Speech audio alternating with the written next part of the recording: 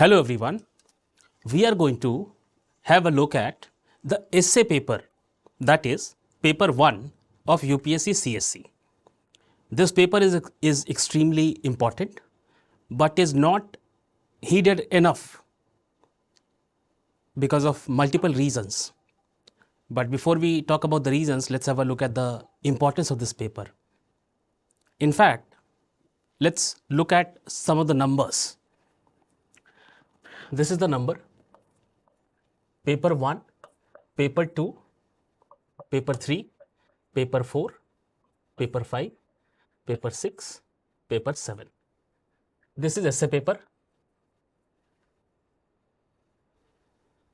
This is GS1, GS2, GS3 and GS4, which is ethics paper.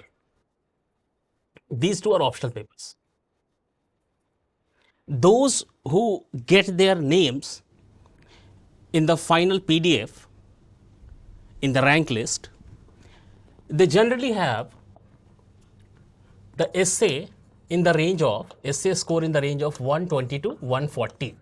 It can be less than that or it can be more than that, but this is the general range. For these three GS papers, the general range is this.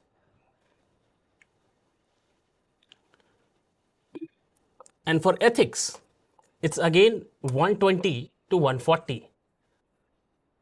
This is the kind of marks which are scored by the people who have their name in the final rank list.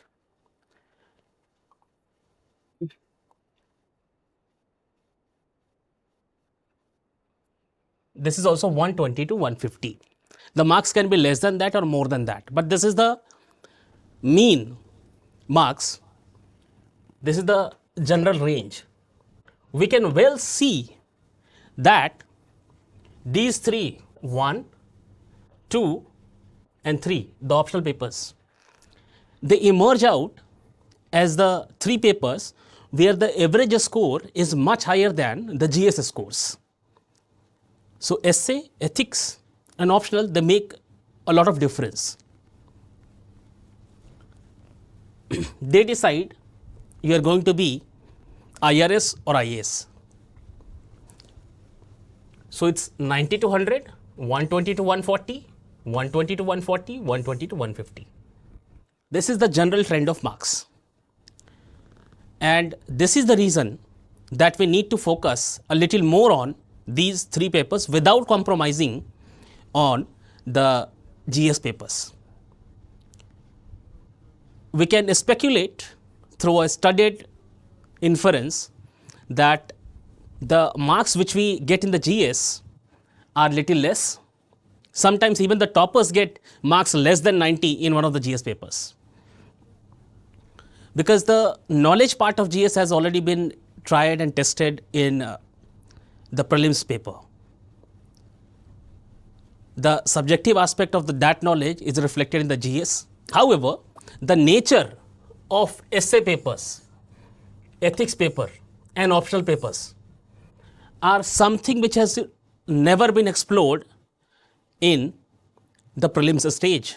The knowledge part of these three papers have already been explored at the prelims level. So I believe that's the reason that the marks are little moderated here and little higher here. So winning triad, essay, ethics and optionals. The focus of today's lecture is the first one, paper 1, which is essay.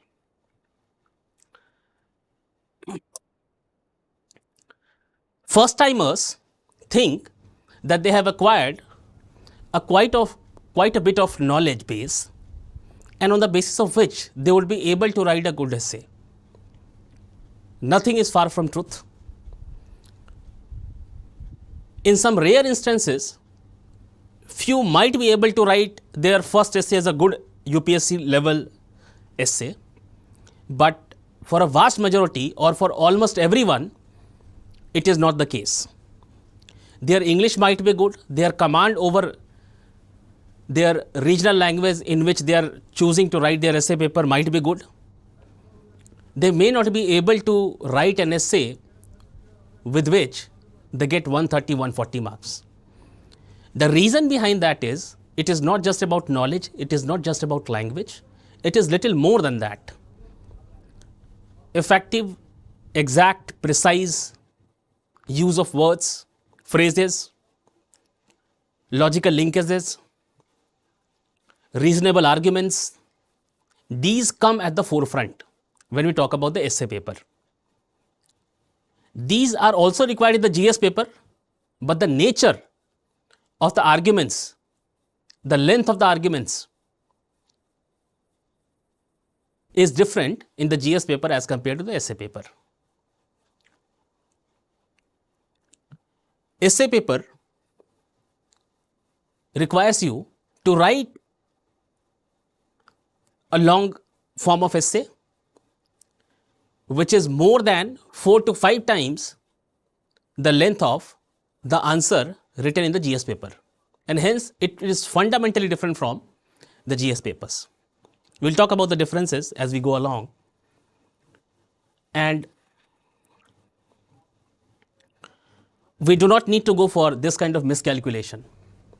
So, anybody who is able to clear the prelims exam has sufficient knowledge base to write a decent essay. However, because of lack of practice, you may not be able to score well. So, practice is required. What is the ideal number of essays which you should be writing before you finally write your actual essay in the main examination? A logical number is 5. At least you should write at least 5 essays before you write your actual essay in the real exam. It could be more than 5, it could go up to 10 essays if your learning curve is not very steep. If you are able to write very poor essay in the first mock essay, then you might need to write around 10 essays to improve. If you are able to write a good essay in your first go or second go itself, then you at least need to write 3 to 4 essays. So, practicing is the key here, and you'll see how we practice. This is what UPSC has to say about the essay papers. Multiple topics. In the recent patterns, this multiple has always meant 2. You need to write 2 essays. However, it has not been specified in the syllabus itself, but the question papers give you a list of topics divided into 2 sections, A and B, and there are 4 essays in section A and 4 essays in section B. You have to write 1 from each section. This has not been mentioned in the syllabus. This is what has been mentioned in the syllabus. But the previous year's papers tell us that the number is 2. And the word limit is 1000 to 1200. On a practical level, you need to write at least 900 words, at most 1300 words. Because if you write little more than this, you might jeopardize the time given to both essays. Ideally, you should be giving equal amount of time to both the essays. So, let's look at the keywords. Orderly fashion, number 1. Number 2 is concisely. Number 3 is effective. And number 4 is exact expression. These are the 4 keywords which you need to keep in your mind, which has already been suggested by the UPSC itself in its notification. I am repeating. Number 1 is orderly fashion, number 2 is concise, number 3 is effective, number 4 is exact expression. If you keep close to these ideas, you are likely to score well. Let's delve a little deeper. Of course, you have to write the essay in the medium authorized in the admission certificate, of course. If you are choosing any other language apart from English, you can write your essay in the language of your choice. Word limit, of course, has to be adhered to. You don't need to count the words. You should ideally be utilizing at least 75% of the pages given. The number of pages given is around 10. You should be at least utilizing 8 to 9 pages.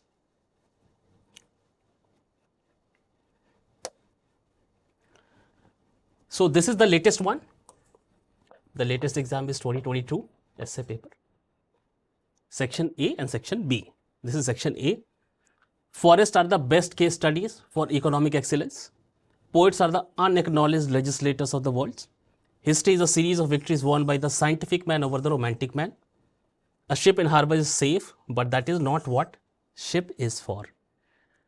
Traditionally, barring the past couple of years, the sections have been so divided that Section A and Section B used to be of such nature that one of the section used to be general and the other section used to be thematic. Thematic. What is the meaning of thematic? That is, one of the section used to be general like this one, and the second section used to be based on environment, gender, or certain kind of topical issues. However, in the past couple of years, this trend has changed, and the UPSC has gone for philosophical kind of essays in both the sections. This is in concurrence with the philosophical trend.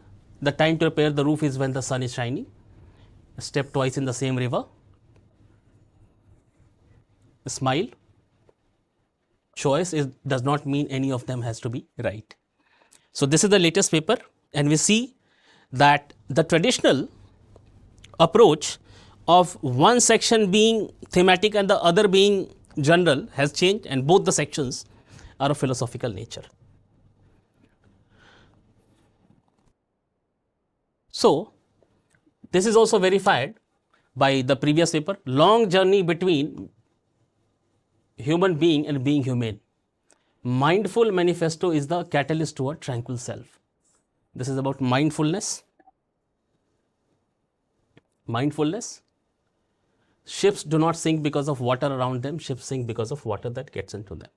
Simplicity is the ultimate sophistication. Similarly, Section B.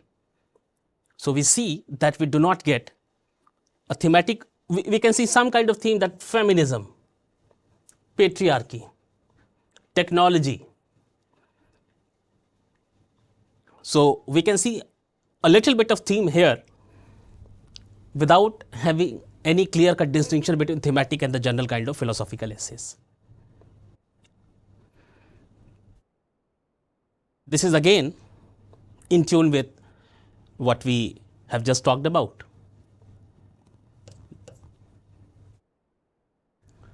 However, classically, barring the past 3 or 4 years, we have got thematic essays based on one of the topics, which is concurrent with the GS topics. So if you expand the GS topics, it becomes one of the essays, which has changed in the past few years. This is about administration, politics, bureaucracy and business, a fatal triangle. Politics without ethics is a disaster. This is one of the Gandhian ethics. Gandhian ethics. The VIP cult is a bane of Indian democracy. Need for transparency in public administration, democracy, administration, disaster management, and the conduct of civil servants.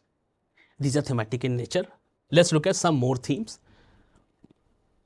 Where is Indian democracy? The location of Indian democracy, and these kind of themes, thematic essays, which are missing in the past few years. Again, the economy-based themes. You can take a screenshot. I'm getting a side.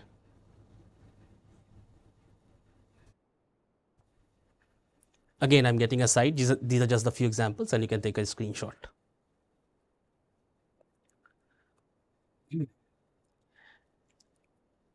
Let me tell you from where to prepare for these kind of essays. The best way to prepare these essays is just to be mindful, where the space is mindfulness. Whenever you're reading the Hindu, the middle pages, or the Indian Express, do not go for multiple sources. Stick to very few sources. And the best sources, whenever you read the editorial pages, ideally you should be reading them every day. So the middle pages are the editorial pieces, and the main editorial piece is in the nature of a 1,000-word essay. Just while going through the knowledge part of it, the opinion part of it, just look at the flow of the editorial piece, how the argument is being built, how it's being started, what is the conclusion, and the flow of it. So just be mindful while you are reading the Hindu and the Indian Express editorial pieces. However, for some of the themes, there are theme-based magazines released by the Government of India. For example, Yojana Kurukshetra. These are other examples. The latest data is mentioned from the authentic sources, so you can cull out your data from there. And while you are reading the newspaper editorial, just get quotes and anecdotes and stories from there, or from other sections of the newspaper. This is the basic source. However, you can add to it your other sources. For example, if you are reading modern history from Spectrum, let's say, so there are collection of quotes at the end of every chapter in the Spectrum itself. Those quotes are extremely valuable.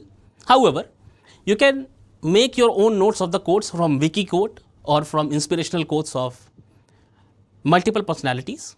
Some of them should be from the modern India, and some of them should be contemporary personalities. So without going for multiple sources, whatever you are reading for your GS preparation or for your optional preparation, you should be mindful. So this is the key. You anyway have to read a lot when you have to prepare for this exam. So be mindful.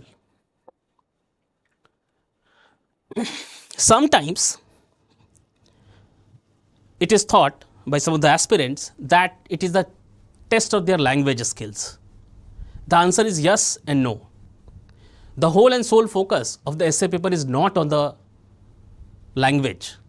However, the basics of your language is definitely a good thing to begin with. The basics of your language should be right. The basic grammar should be right and correct, and that is the requirement of this exam. Simple and clear words should be there, little jargon as possible. Some of us, when we are new to the preparation, we do not know what qualifies as a jargon. So let me demystify it for you. Whenever a technical term which is being used frequently, where in the Hindu or the Indian Express editorial, it no longer remains a jargon. So whatever is frequently being used in the newspaper editorials can be used in the exam without those terms being called a jargon. They might appear like jargons. For example, feminization of agriculture.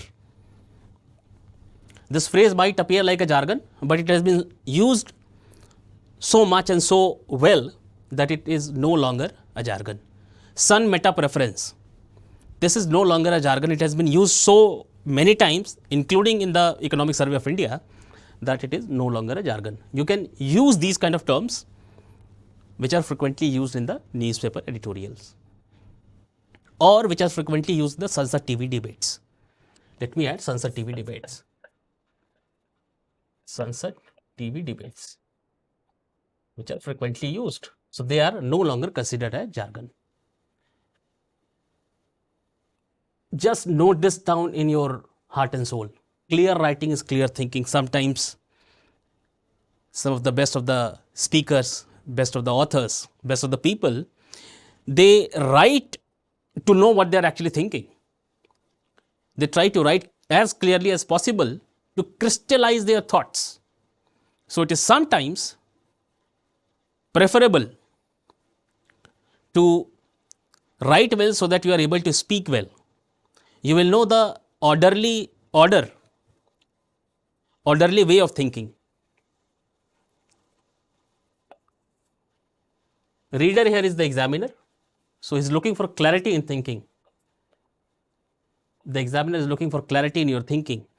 If you are clear in your expressions, the examiner is going to award you marks for that. Short and powerful.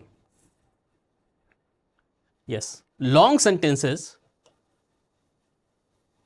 long-winded sentences are a real pain for the examiner. You keep on adding clause after clause with and, therefore, however, without ending the sentence. Sometimes you can just put a full stop and start a new sentence with however and comma, and then you can continue with your talk. Or if your sentence is getting too big, just put a full stop, start with a capital and, capital A in fact, then put a comma and put whatever you want to write. So break down your sentences. Do not use very long sentences. It becomes very difficult for the reader to follow through. So you have to keep, there is this KISS approach, which is keep it simple, stupid.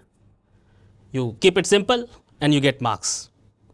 Your primary job is to fetch marks. Of course, there is no need to memorize complex words. Some of the complex words is memorized by you during the preparation for your GS, your prelims and your optionals. So definitely there is no need to memorize complex words. However, some of the complex words are part and parcel of the topic which you are studying, and those essential words have to be memorized and understood well. Occasional use of a powerful word or a good phrase definitely gives you right up an edge, of course. I give you example, for example, sun meta preference.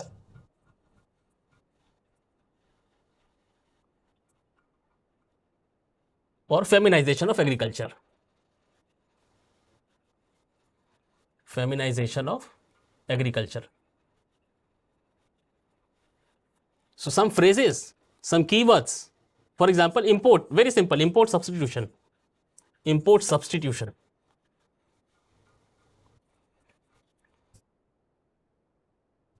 They make your presentation effective and exact, to the point, without you needing to use long-winded sentences to make a point. These key phrases are driving home very longish ideas in very simple words. Keep on using apps and dictionary. Building vocab is a slow process, of course, which you build through your newspaper reading. A mindful reading of the newspaper. Mindful reading of the newspaper.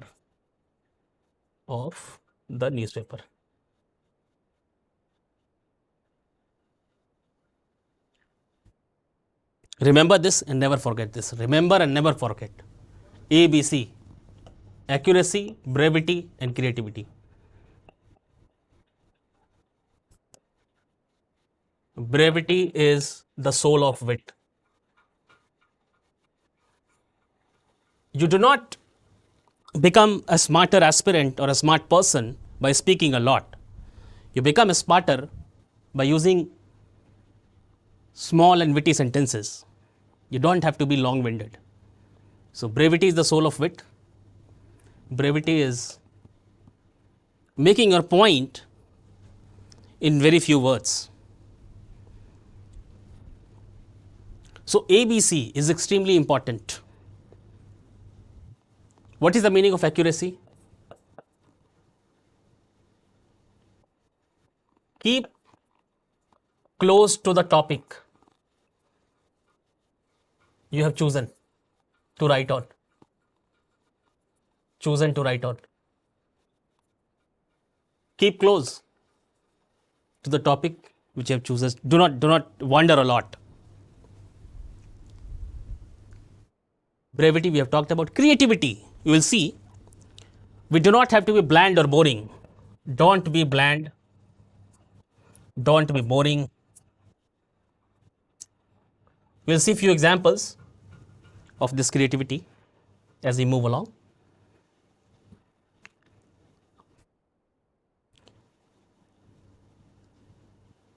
Before we write an essay, we should ideally be spending 15 minutes per essay. Again 15 minutes for the next essay for brainstorming. And this brainstorming is not just happening in your brain, it is happening at the last pages of given for the rough work, 15 minutes each. And this is happening on the pages where you draw the basic structure of your essay. You draw the outlines of the essay. These 15 minutes are going to give you a rich dividend for the remaining time. Never compromise on brainstorming on the paper. It will give you a structural flow, a logical start, middle and the end. This is extremely important. This cannot be compromised upon. Sometimes while doing this brainstorming 15 minutes for each essay, you can devote 5 minutes extra to completely write the beginning and the end. Of course, you're drawing the scheme for the arguments and the paragraphs and everything. But it makes a lot of sense to write the few sentences at the beginning and at the end, even in the brainstorming stage in the rough work section itself. This will pay you rich dividend when you start writing the actual essay in the given space. A story where you introduce a character. This is used by the NCERT. The characters are there. They sometimes argue with each other, cooperate and compete with each other, theoretically or in practical situations. Those are the ideal type of characters, or the fictitious incidents. As I told you, mindful reading of the newspaper. You can keep a note of these things mentally while you are reading the newspaper. Real life anecdotes from the life of great people.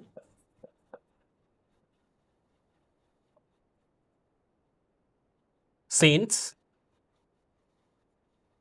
leaders, or sportsmen, or businessmen. Quotes, of course, you can start with any of these, and everything should be directly related to the topic at hand which you have chosen to write the essay on. A definition of words, a great way to introduce your answer for the GS papers, not for the essay paper, because definition is rather bland. It lacks the human touch, human emotion, or the creativity bit. So there should be a humanity and warmth in your introduction, and this makes your introduction impressive. This makes the reader or the evaluator wanting to read your essay, wanting to follow through your essay, and make sure that whatever type which you choose to introduce with should directly be related to the topic.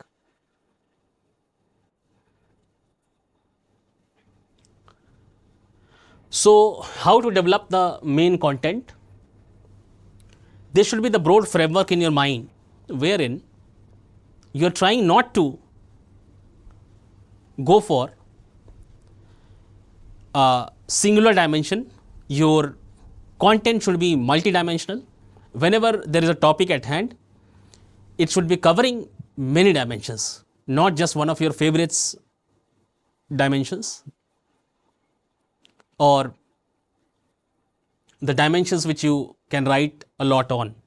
You should rather balance it. So, sectoral, media, science and tech, business, sports, religion, politics, administration. So, whenever you are covering the aspects, make sure that you are covering multiple aspects. One of the approaches, PESTEL,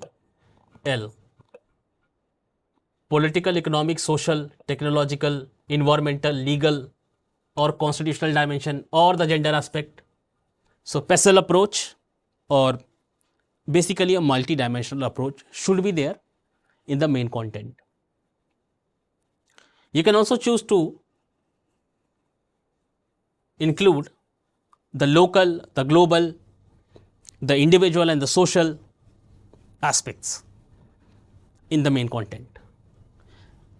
Another approach is problem and solution. Benefits, problem and solutions. This is the PESTEL approach. This is the PESTEL approach.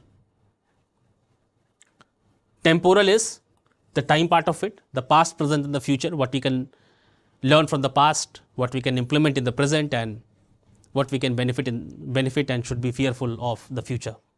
For example, this topic, has globalization delivered on its promise? There is a question mark here, and hence the problem and solution part is the best way.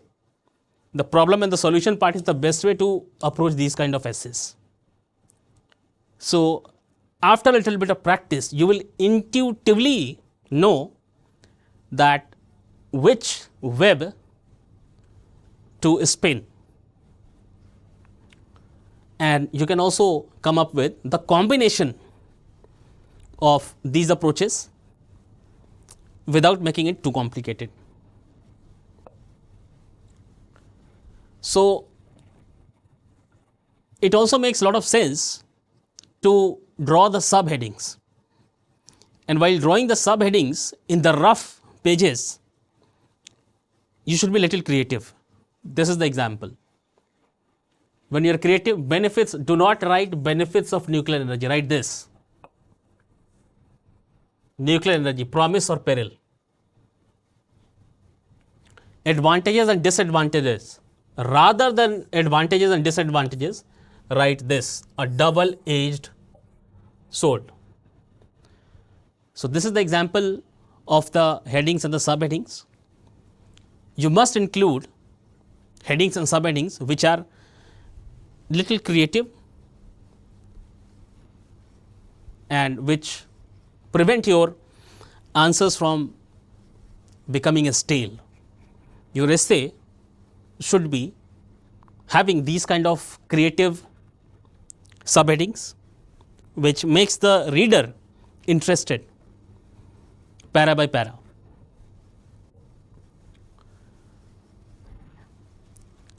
How do you switch paragraphs? So, the first idea is you present a new idea in each paragraph. So, each paragraph, while having a new idea, should be connected to the paragraph before and the paragraph after. For example, let us say this paragraph number, let us say third. So, there is fourth paragraph and there is fifth paragraph.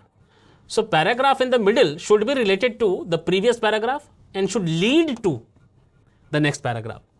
That is, paragraph 4 should be related to paragraph 3 and should lead to paragraph 5.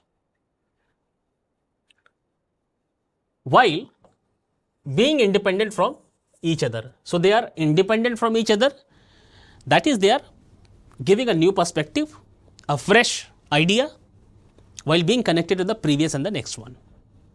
So, how do we do that? Okay.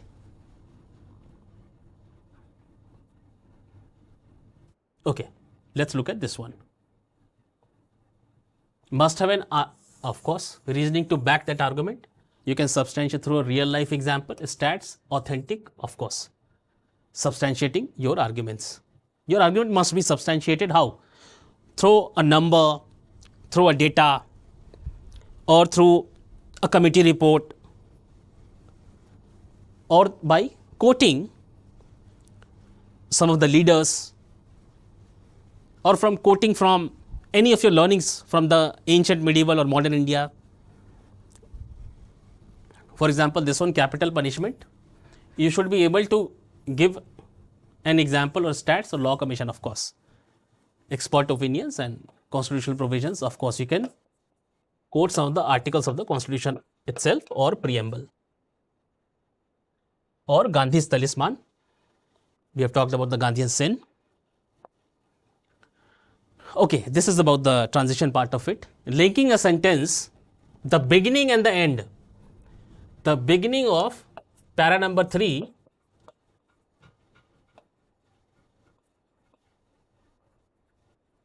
should be linked with the end of para number 2 and the similar relation with the next paragraph.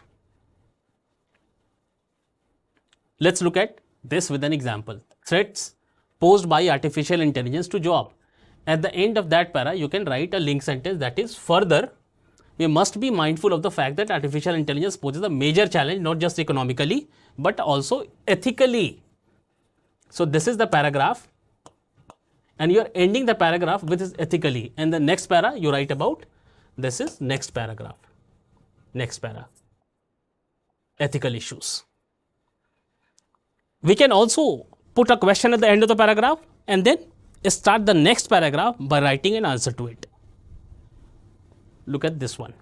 Thus, we have examined the threats posed by AI to our economy, but what about the challenge brought by AI to our ethics and morals? And in the next paragraph, you can write about the ethical issues concerning the artificial intelligence. Signaling the shift on globalization, let's say you have just written a paragraph about this historical evolution and impact, and next paragraph, so this one becomes historical and the next paragraph becomes politically. So historically, paragraph end, and the next one is politically, and then the paragraph starts. So it gives a good anticipation to the reader that you are going to talk about the political part of globalization or the political impact of the globalization in this paragraph.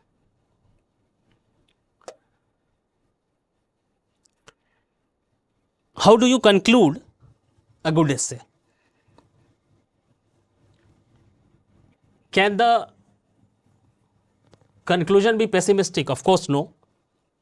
This fetches you marks. Optimism fetches you marks. You have to be optimistic and you have to be futuristic. What is the meaning of optimism and being futuristic? That you believe in the fundamental goodness of the human nature, or you believe in the fundamental ability of the human capability. So this is belief in what? In fundamental worth and ability of human means. You believe that problems can be solved. Problems can be solved. That's what you believed. Or if problems cannot be solved, an effort has to be made. An effort has to be made for solving the problem, and a fundamental belief that it can be done. Okay. Summarize the complete essay in 3 to 4 sentences, after which you can write your vision for future. Why do you need to summarize? The loose threads,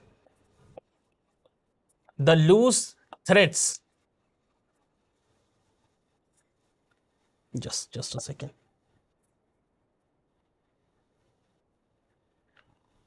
The loose threads, if any, in the essay is basically tied well at the conclusion. So you need to tie the loose threads of the essay, giving it a complete wholesome meaning. That is extremely important. You can end with these kind of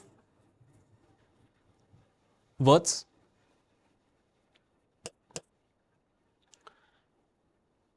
Rhetorical, lofty expressions, idealistic expressions. Just make sure that they are not purely idealistic. For example, Gandhi himself called, while defining himself, that I am a practical idealist. So, that kind of lofty and rhetorical expressions are welcome, are a good way too, of course. But remember, we talked about starting an essay with a story or with introducing some characters. So, while at the end, tie down that loose end with which you have started at the end. So, talk about those characters which you have started in the beginning.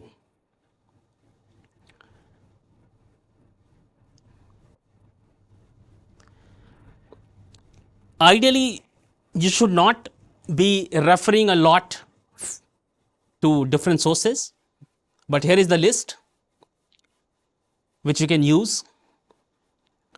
Make sure that you're mindful about all your reading and go for interdisciplinary approach, in the sense that when you are preparing for your Indian society, Indian polity, governance, ethics, make sure that you are able to utilize all your knowledge gathered for your GS and optional papers for the essay part. You can go through these, and in case you find any problem, you can ping me, you can WhatsApp me, or you can email me. And next, we will see few sample essays of some of the toppers. This will be all for today. Thank you. Thanks a lot.